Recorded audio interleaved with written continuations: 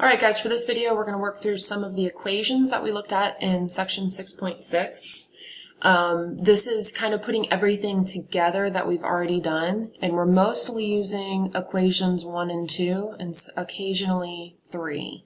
And then obviously we're using 4, 5, and 6 to simplify them, but to actually solve the equation it's mainly equations 1 and 2.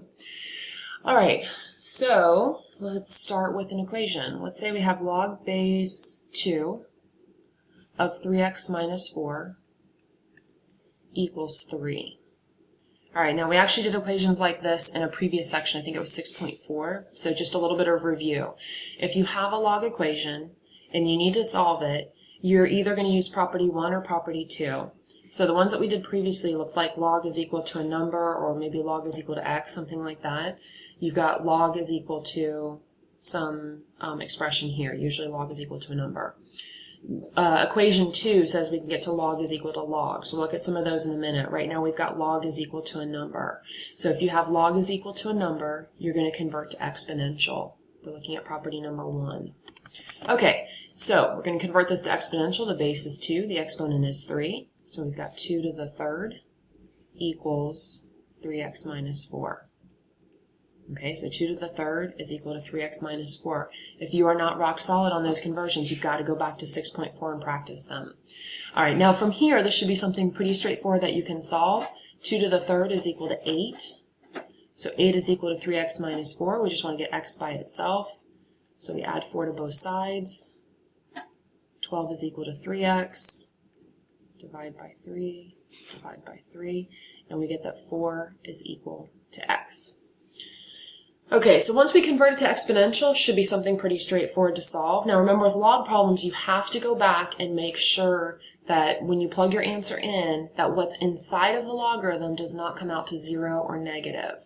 So we're looking at this part inside the log right here, and we want to make sure that our answer, x equals 4, is okay. So when we check it, this is what we're looking for. When we plug our answer in, what do we get inside the logarithm? 12 minus 4 is equal to 8. So right in here, when we plug 4 in, we're going to get 8, and that's positive, and our answer is okay.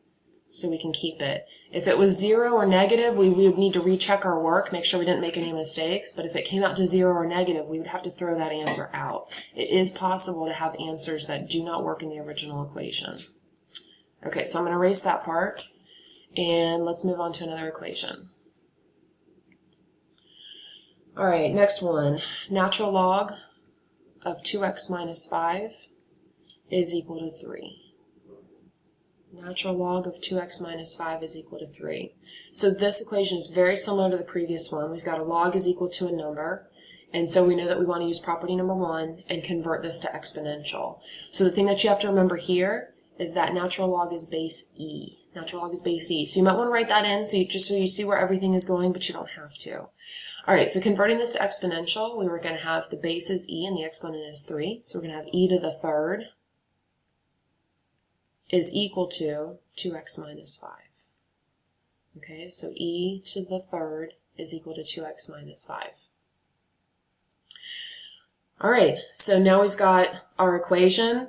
E to the third is just a number. You could put this in and get a decimal for it, but let's wait until the end. But this is just a linear equation. We just need to get x by itself. So let's add 5 to both sides.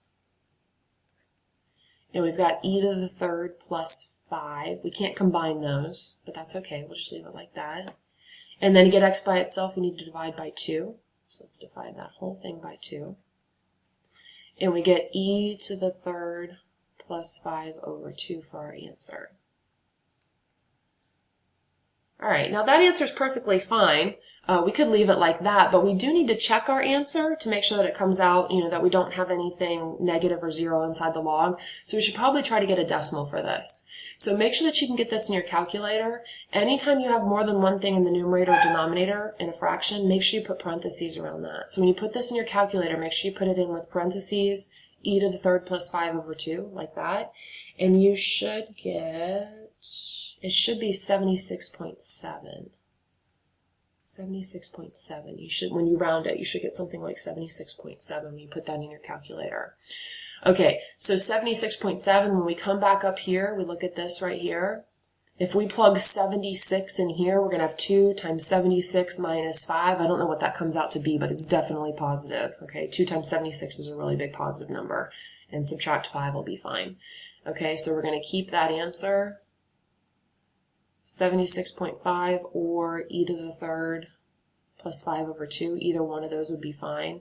Remember, most of this is going to be multiple choice, so make sure that you can either match e to the third plus 5 over 2 and that you can get it in your calculator as a decimal.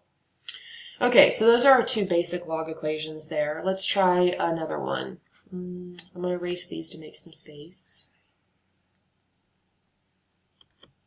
Okay, so let's try another one. Let's say that we have log base 2 of 3 plus log base 2 of x is equal to log base 2 of x plus 6.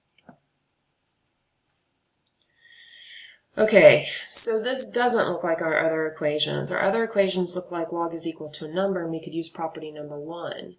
So this one, it looks like we can get to log is equal to log, because they're all logarithms. We've got logs on both sides. But we're going to have to do a little bit of work over here, because we've got to simplify the left-hand side before we can use either of those properties. So the first thing that we need to do is we need to combine those logarithms using rules 4, 5, and 6 and make sure that we get down to the form of number 1 or 2 before we do anything.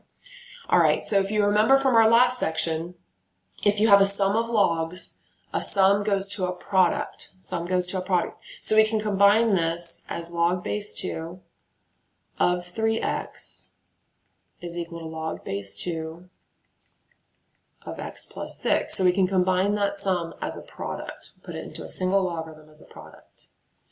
Okay, so now we've got log is equal to log. That's like property number 2 over here. Log is equal to log. And what property 2 says is that if you have two logarithms that are the same, then what's on the inside has to be the same. Just like we saw for exponential functions, that's because it's 1 to 1. So what that means is that whatever's on the inside of the logarithm has to be the same. But it has to be log is equal to log. You can't do this any other time.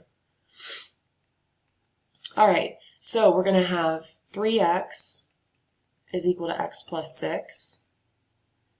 Okay, looking at these two red boxes, 3x must be equal to x plus 6. And now we're going to solve for x. So we need to get the x's together. 2x is equal to 6. Divide by 2, divide by 2. And we get that x is equal to 3. Okay, now don't forget to check your answers. So bringing that back up here, the first one is fine. That's always going to be just a number.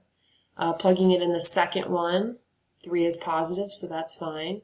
And then plugging it into this one, 3 plus 6 also comes out positive, so that's fine. So it's positive inside each logarithm, and we can keep that answer.